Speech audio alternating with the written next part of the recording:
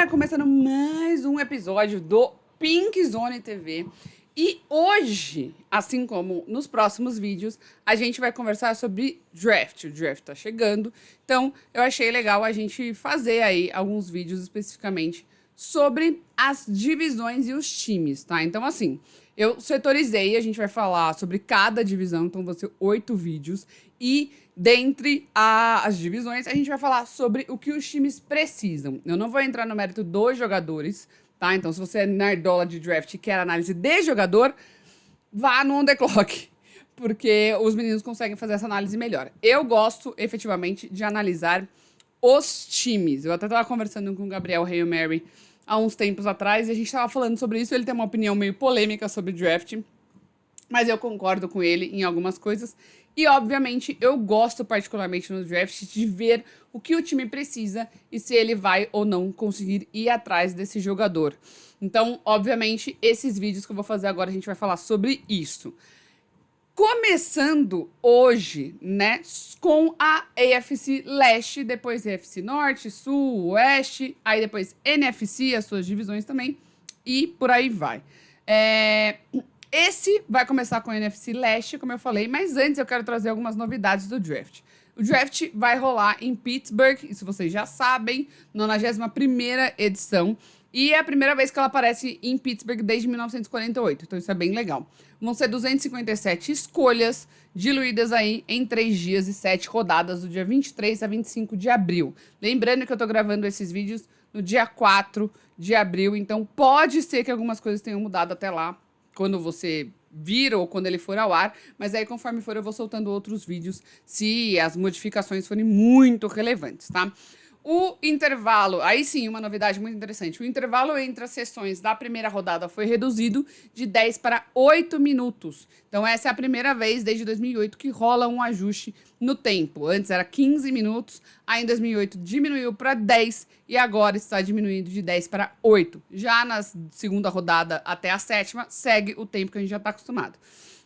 Vão ser também 33 escolhas compensatórias do draft desse ano, que foram concedidas para 15 equipes. E essas escolhas compensatórias são basicamente o quê?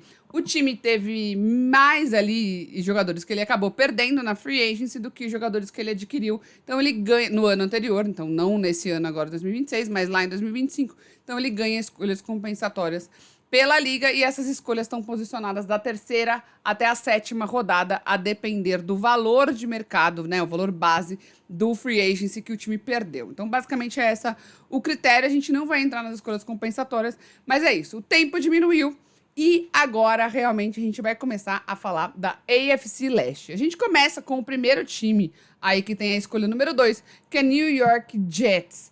As principais necessidades do New York Jets são praticamente o time inteiro. Mas a gente vai falar, obviamente, que as principais são quarterback, edge, wide receiver, cornerback e OL. OL a gente sabe que tem essa necessidade, já não é de hoje, mas efetivamente quarterback, obviamente, o time tá precisando desde a saída do Aaron Rodgers. Desde a lesão do Aaron Rodgers, na verdade, desde antes dele, para ser sincero. Os Jets têm muitas escolhas de draft nesse ano e no ano que vem. Tem 2 escolhas de primeira rodada esse ano e 3 escolhas no draft na primeira rodada no ano que vem, se eu não me engano. Portanto, eles não precisam obrigatoriamente draftar o quarterback agora em 2026, especialmente aí depois que eles acabaram adquirindo o Geno Smith, que pode ser um quarterback de transição para o time. Mas a longo prazo eles vão precisar. Se você ainda não assistiu o vídeo que eu fiz sobre a contratação do Kirk Cousins pelos Raiders e a história com o Fernando Mendonça, uma das teorias que existem é que talvez o pessoal dos Raiders possa receber propostas e fazer um trade down. Seria vantagem para os Jets nesse sentido, até porque eles têm uma quantidade boa de escolhas, mas a gente deve lembrar que só trocar tudo isso por um quarterback não adianta nada no que diz respeito aos Jets, tá? Apesar de eles estarem precisando de um quarterback imediato. Enfim, além disso, seria muito bom se o time buscasse um recebedor que complemente o Garrett Wilson ali, apesar do Adonai Mitchell ter tido os bons momentos na temporada do ano passado, mas ainda assim é uma necessidade do time dos Jets. Na defesa, o técnico Aaron Glenn tá precisando de mais jogadores defensivos, apesar de ter tido uma reformulação na free agency, mas ainda assim ele precisa, principalmente no que diz respeito à secundária, por isso a necessidade de um cornerback, até porque o time só teve 4 turnovers na temporada passada, ou seja, o menor número que uma equipe já teve durante uma temporada desde 1940. Então os Jets conseguiram interceptar apenas 4 bolas na temporada passada, então é muito complicado. Além disso, como eu falei, os Jets também têm a escolha, mais uma escolha de primeira rodada, que foi a escolha 16 adquirida do Indianapolis Colts, que o Jets enviou o Sauce Gardner numa negociação muito questionável, pelo menos na minha opinião, e receberam 2 escolhas de primeira rodada, que efetivamente são 2026 agora 16 e 2027, e também receberam o maravilhoso Adonai Mitchell aí no negócio, que estava dando alguns problemas nos Colts e que teve uma boa temporada nos Jets. Então, seguindo, os Jets têm várias necessidades, é uma ideia de longo prazo, tanto é que o time está com muitas escolhas para os 2 drafts, então não acho que a gente vai ver uma solução imediata para os problemas do draft dos Jets agora nesse draft, tá, galera? Seguindo para o próximo time da AFC Leste, Miami Dolphins tem a escolha número 11, que é uma boa posição se a gente for parar para pensar. Com exceção da posição de quarterback, né, já que os Dolphins já têm Malik Willis aí que foi contratado, a necessidade de Miami também é inúmeras. Eles têm uma necessidade de wide receiver, cornerback, edge, OL e safety. Defensivamente eles estão bem carentes. Talvez a maior incógnita esteja efetivamente na posição de wide receiver, até porque o Tyreek Hill foi dispensado e o Jalen Waddle foi trocado para os Browns, deixando uma lacuna gigantesca. Eles simplesmente não têm recebedor. Malik Willis tá, porra, sem ninguém. O cara tá sozinho, soltinho no pagode.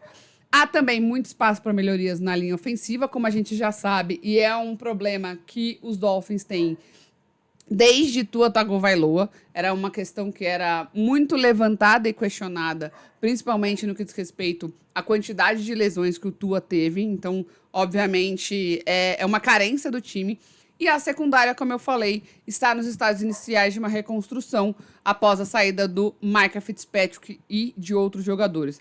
Os Dolphins ainda contam com o Chop Robinson na posição de edge rush, mas eles podem aí se beneficiar de mais opções após o Bradley Chubb ter saído. Então, realmente, o time precisa, obviamente, de os 2 lados da bola, principalmente recebedores, eu acho que é o que eles deveriam focar agora, para que o Malik Willis tenha alguém para receber passe, e aí depois, conforme for, eles consigam aprimorar isso lá na 30ª escolha, talvez buscando alguém defensivo. Essa 30ª escolha, ela vem da troca do Jayden Waddle com o Denver Broncos, que o Denver que recebeu o Waddle, e o Miami recebeu a primeira rodada do Broncos, que foi a 30ª, no draft agora, além de escolhas de 3ª e 4ª rodadas, enquanto o Dolphins enviou o jogador e também uma escolha de 4ª rodada para o Denver. Então, o Denver Broncos, se eu não me engano, é um dos times que não tem escolha, tá? Mas quando a gente for falar dele, a gente entra nesse mérito. Então, Miami Dolphins, assim como os Jets, precisando de muita coisa, mas eu, se fosse eles aqui na primeira rodada, tendo 2 picks, eu focaria muito em wide receivers, obviamente, e talvez tentaria pegar um bom cornerback, que é um bom edge, que é uma boa posição aí, um bom tipo de jogador essencial. E edges tendem a sair muito em primeira rodada, porque tem classes muito boas, tá? Seguindo para o próximo time que a gente tem aqui, Buffalo Bills, que tá aí com a 26ª escolha, tá ali perdido no meio da tabela.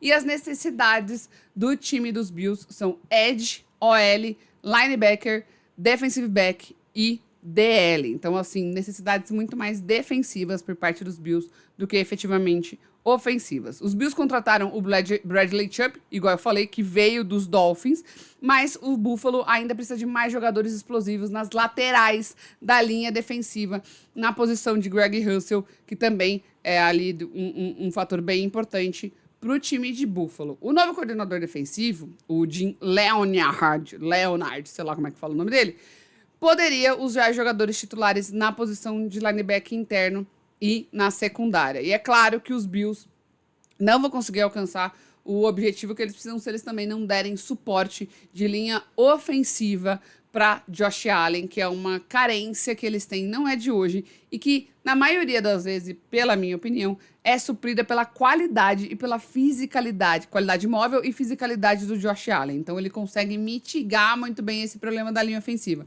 Se o Josh Allen fosse um quarterback mais fixo, eu acho que os Bills teriam muito mais problemas. Então, efetivamente, o time dos Bills tá precisando dar uma olhadinha com mais carinho para a proteção do seu quarterback, mas eu acredito agora que eles vão focar efetivamente nessa primeira rodada em parte defensiva.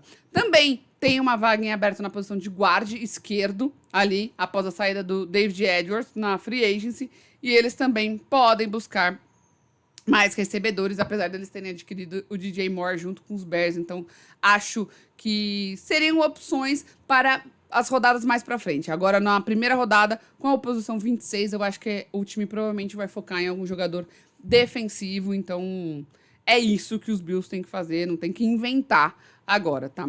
Seguindo para o último time da AFC Leste que a gente está falando, obviamente a gente tem o vice-campeão, né? New England Patriots com a escolha 31. Perdeu para o Seahawks, então ficou com a penúltima escolha.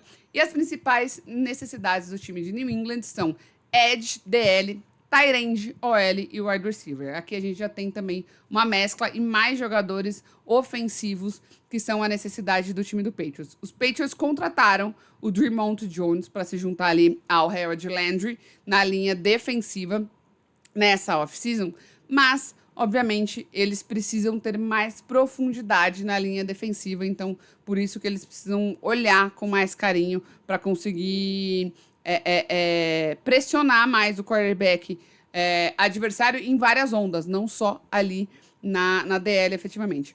O Mike Vrabel precisa de força de pass rusher e profundidade no interior da linha, como eu falei. É fácil esquecer isso também, até porque o Drake May tem apenas 24 anos. Então, assim, agora que a temporada vai começar, né? A próxima.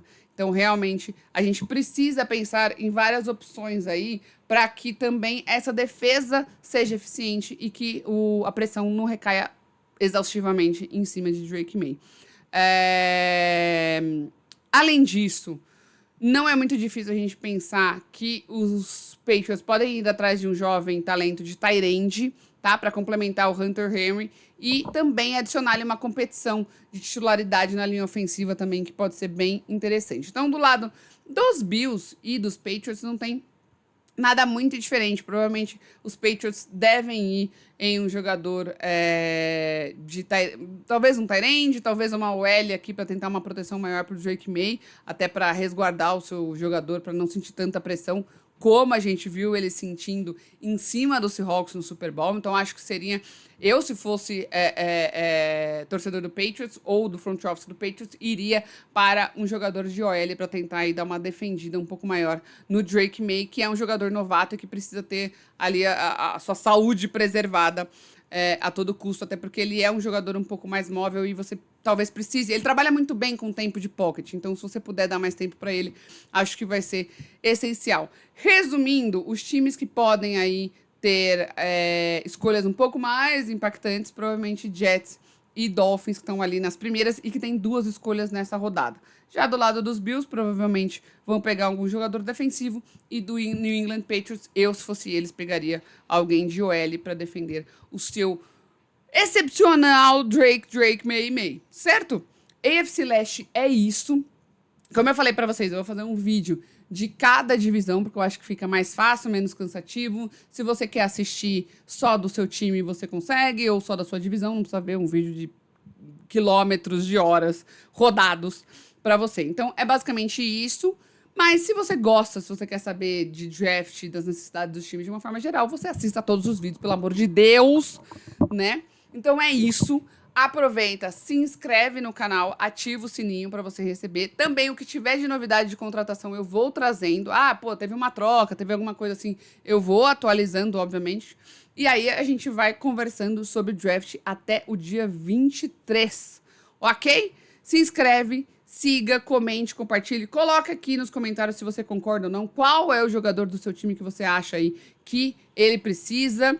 E a gente se vê no próximo vídeo. Segue nas redes sociais também. Beijo. Tchau!